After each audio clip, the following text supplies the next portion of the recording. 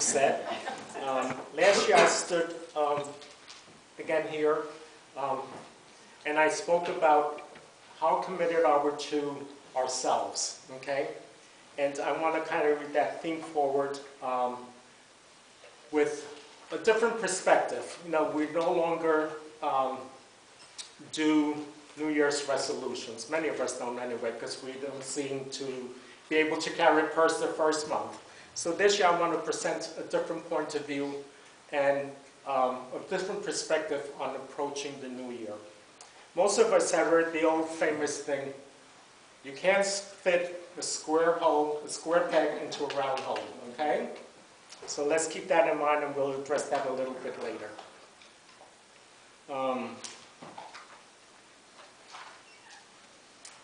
In the most common sense, the term thoughts and beliefs and thinking are conscious cognitive process of sensory stimulations. Okay, you know, we believe and then we process what we believe or what we're perceiving to be our reality at that present moment. And I want to divert a little bit. We just came back from a trip in Italy, and it dawned on me while we were on the trip, you know, we all hear about being in the present moment. And for me, it was truly being in the present moment. Nothing existed other than what we were observing at that particular, not the house, not the hat, not the cats, nothing other than what we were presently experiencing, that ancient culture, that ancient history, that's a lot of our beliefs are based on. And so I want to address about our thoughts. Where do our thoughts come from? And if we really realize and pay attention to where our thoughts come from, we will realize that a lot of the thoughts that we believe are not really ours. You know, when we go into school, from little children we are taught certain things, and the parents, one of the most common ones of belief is that the parent tells the child, don't put your hand on the stove because it's hot. And yet the child will do it not in spite of, but he has to experience that for himself. So at some point throughout his life, he will put his hands on the hot stove, and then it becomes a reality for him. It becomes not a thought, but an actual belief, okay, because he has experience putting his hand on the fire. So a lot of the thoughts that we take on, besides all the stuff that we're taught from teachers, parents, siblings, etc., we take on via observing. We take on without even questioning. And so they're ingrained. A lot of us know that if we are brought up in a home where there's physical violence or non-physical, or we're so oppressed because we're a little different, and our parents, oh, you can't do that and you can't do this, and yet those are thoughts that are ingrained in us from a previous life. If you believe in reincarnation, you know, we come on with these thoughts that we're really not conscious of where they came from. And so, not realizing where our thoughts come from, then if our parents are not in the same line, they kind of want to suppress those thoughts. So what are we in fact doing to that child? We are enabling him to be the best version, or even completing his mission that he came to do in this life. Once again, if you believe in reincarnation, we stifle that child. And he grows up with those beliefs, you can't do this, you can't do that, you can't do the other, and they become limiting factors throughout his life. So how do we then start to unlearn what we've learned that's not really true to ourselves, because those are things that have been instilled in us, and we do that to ourselves also. We have a situation, and we play that same tape over and over and over and over in our heads. I shouldn't have done that, I shouldn't have done that, I shouldn't have done that. But you can't go back to the past and erase it. You can only do it in the present.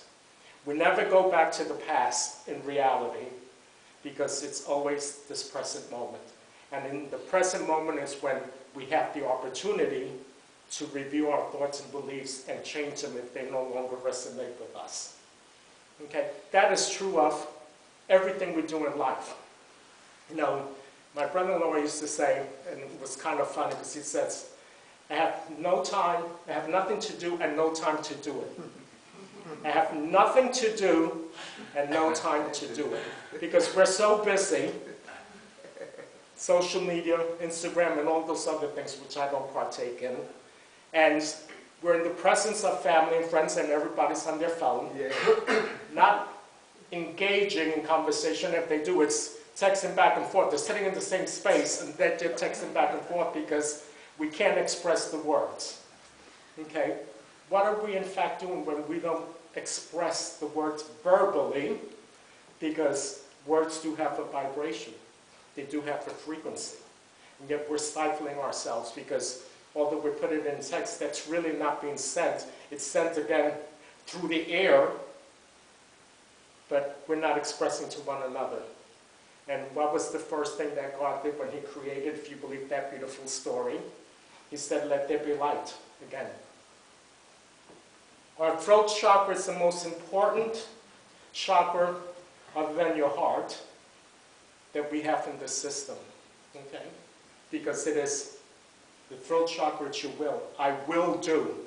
And when you use the word I will, there is no trying, which I strongly oppose. Because anything that you attempt, to whatever degree you accomplish it, you still did it. You didn't try. You did it. Whether it's good, bad, or indifference, you did it. Okay? So I prefer the word attempt. Okay? Because it gives you a 50-50 chance of accomplishing. Because when we say try, how much effort are we really putting into doing that which we want to accomplish? If you try, we're not being really truthful with ourselves because perhaps we don't want to do it. And yet we'd say, oh, I really don't want to do it. But we can say, I don't want to do it at this time, perhaps later. But again, our thoughts and beliefs. So we'd say, well, I'll try. Yet we put no effort, which brings us back when I was talking about committing. Committing to your own personal spiritual growth. You have nothing to do and no time to do it. Because we attempt to do something and then we get so easily distracted by everything else and we don't pay attention to what's truly important. The one thing that we will take with us when we leave this earth plane, the collectiveness of our experiences. Okay? The collective of our experiences. Not individually, but collectively. It's just as we are a congregation today, listening to me, and again, take what is valid to you, what you resonate with. And I have a saying, put the rest on the shelf because you'll never know when you may need it. Will come back. Oh, I remember hearing so-and-so. Okay? So it's those experiences that enrich our lives, that makes us strive to be a little better, not really better, because we have everything we already need. Everything else is a want. We have all the wants in the world, and yet we're not satisfied, because the word want implies lack. You don't have it somewhere out there, but I don't have it. Okay? But you have everything you need. You have all the time in the world, and yet we think that, you know, tomorrow it's promised. It's not promised to anyone. So we must take advantage of what we are in the present moment. Those special moments when we're sharing with family, verbally, and not via that little device that's so attached to our hips. If we don't have that phone on us, we're lost. We don't know how to do anything without that phone. We can't find our way to the grocery store if we don't have that phone. We don't know how to turn the TV or lights or whatever without that little gadget. I personally, the phone is not an appendix to me. I get to when I need to, because if I'm doing whatever I am, I'm in that present moment, doing what I need to do at that time. So, being committed to what is important. And what is important in life? Is it the big house? Is it the $100,000 job that keeps you tied to the office 24 hours a day? You can't even participate with your family because you have to make a living. And yet when you live this physical plane, what are you going to take with you? Are you going to take that $100,000 job that tied you to, enslaved you to, the profits of somebody else? And yet you didn't take time to invest in your own spiritual growth, which is what's important. Because oftentimes we forget that we are, in fact, a divine spark of the infinite. And that is what's important. That's where we need to invest what little time we have, quote unquote, because we have all the time in the world. We have an eternity. But yet, we have nothing to do and no time to do with it. Because this priority takes over that priority, it takes over that priority, and then we're confused. We don't know where to begin. We are already on the path, but yet we think we have to keep searching and find, what is my path, what is my mission, what am I meant to do? But yet we're so busy doing nothing because we have no time to do it in it. The reality of things. How many of us are still working? Okay. The rest of us that are retired can in fact sit back and say, not on our laurels, and sit back, I put in my dues, so now it's time for me. And yet, in this society, we're so focused on instant gratification. Go online or call Uber, not Uber, Amazon, and with a couple of hours it's out the door. That's what we have come to. Instant gratification. Or we go online and order at Walmart. We don't even have to go inside the store. We sit in our cars and have it brought to our cars, and then we drive home. And if you're lazy enough or don't have the time, you can pay for somebody to put it in your refrigerator, in your pantry, to give you more time to do what? More time to do what? Because what are we doing with that time? We're busy on the phone. We don't even have time to pay attention to our children because we give them the phone because we don't have the time. Oh, yes. So it's the TV and the phone and everything else that's raising that child. Again, ingraining beliefs that they're really not theirs. Because we don't have the time to raise the child ourselves.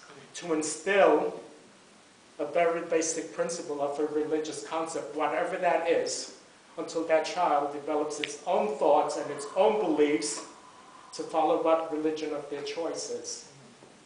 To me, a religion is not this church or the concept of God.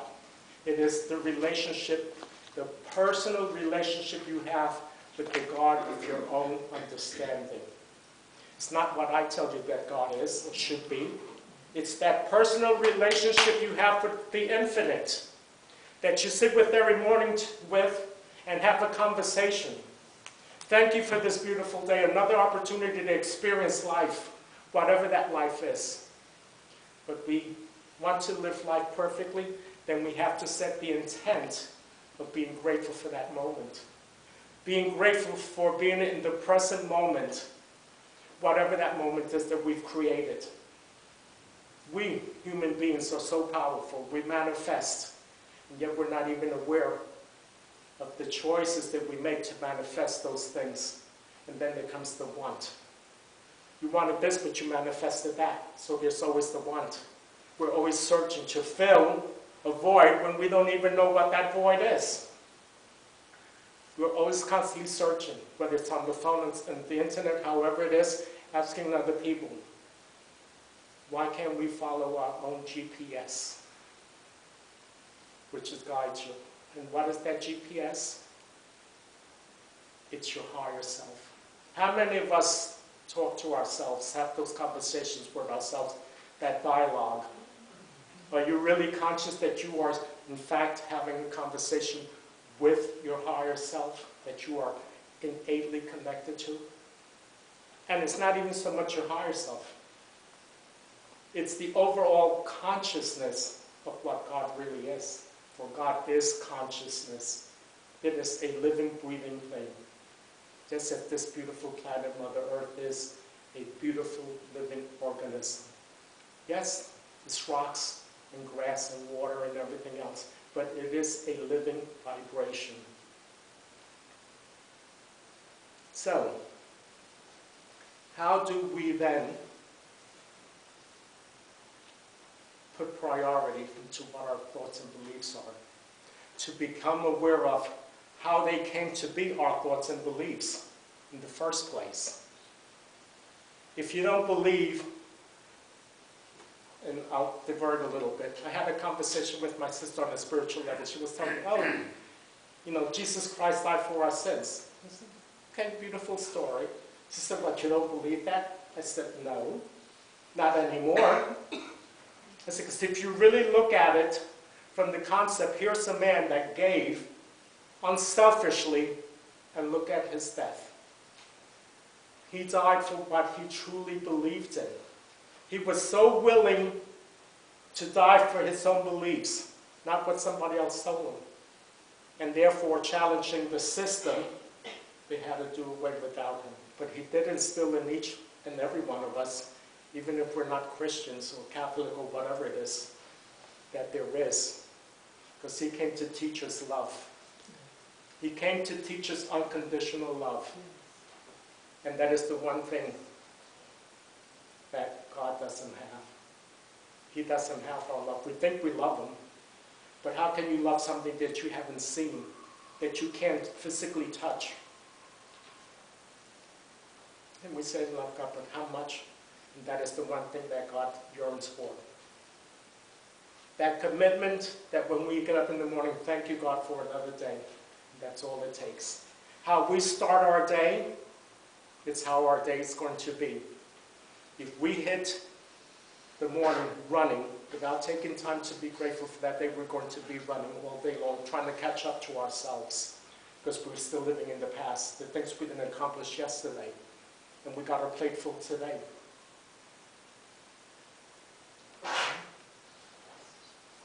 Again, those of us that are working the 9 to 5 or however many hours, because in most cases we even have to work beyond 9 to 5 to make ends meet. And to make ends meet, why? Because we don't have enough. We don't have enough time because we're so busy at working. And where does the priority to sit and have a communication with the God of your own understanding? To have that personal, intimate conversation of not so much, what are you going to do for me? Because our prayers, all our prayers is supplicating to God to give us something. He already gave you life. What else do you need? He gave you free will, meaning to do anything you want as long as you're willing to pay the consequences of those actions. What more do you want from life?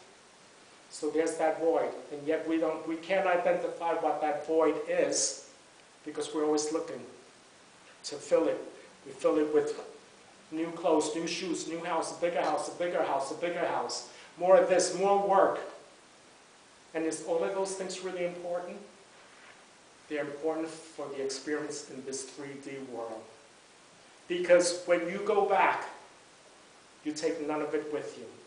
And if you really look at it, if you truly pay attention to how your life evolves in this physical plane, everything that Mother Nature gives you remains here with Mother Earth.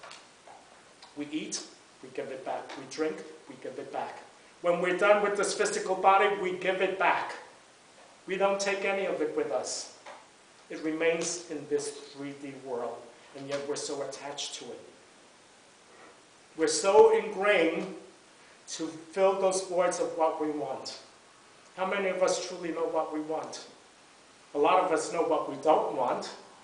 We don't want to get into a car accident. We don't want to find ourselves without a roof and head, but what do we really want?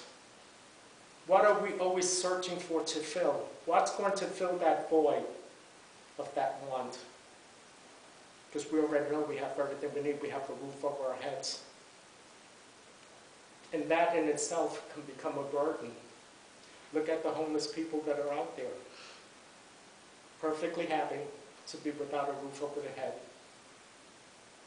And living in the compassion of someone that gives them $1, whether it's to drink or to fill their stomach.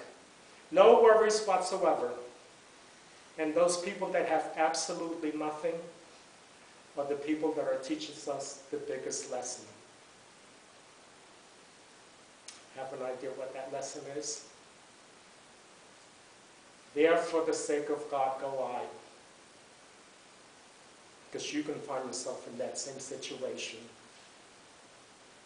Again, being grateful. Getting back to our thoughts and beliefs. Where do they really come from? We know that as children, our parents tell us don't do this, our teachers tell us don't do that, or tell us what to believe and what not to believe. We go to church, they tell us what to believe and what not to believe. So we're constantly being told what to do and what not to do and what we should believe in. Where does our power lie then? In all these people that are going to tell us how we should be living our lives? Or are we going to sit back? Are we going to sit back and reflect upon ourselves, our true self? Why did I incarnate at this particular time? What is my purpose of coming into this physical 3D world? One of them is to experience. Okay. What else then? Why did we incarnate? And I'll tell you one other thing why we incarnated. And what's the real purpose of incarnating is to be in service to one another. If you really look at the facts of life, we are all in service to one another, to your fellow man. Just like I said, that homeless that has nothing to do, not a roof over his head, and perhaps not even 2 cents in his pocket, is still giving you an opportunity to be compassionate. He has something to offer, and perhaps the most valuable lesson, to be compassionate.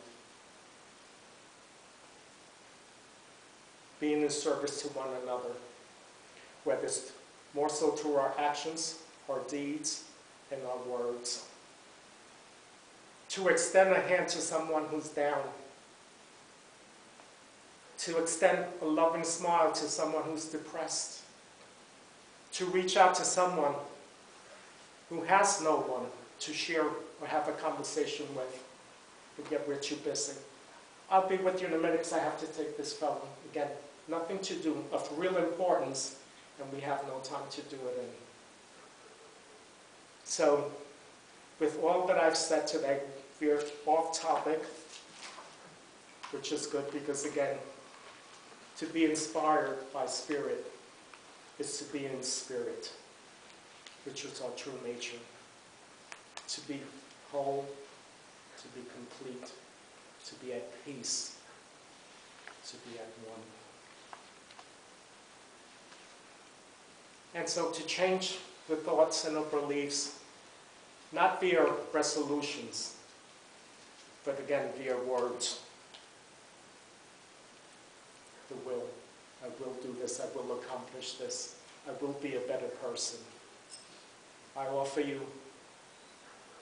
an opportunity to change those core beliefs and instead use an affirmation that you perhaps may resonate with. If you would take one and pass it on.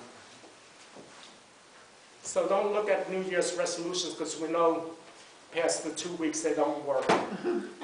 But you can do an affirmation that if you set the intent to accomplish that, you will accomplish it. Say once in the morning and once at night. It has many times during the course of the day that you feel drawn to if you resonate with that affirmation. Something yet simple. And once we change one thing in our lives, then it ripples to change all the other things that we're not happy with in our lives. With that, I give you blessings and namaste.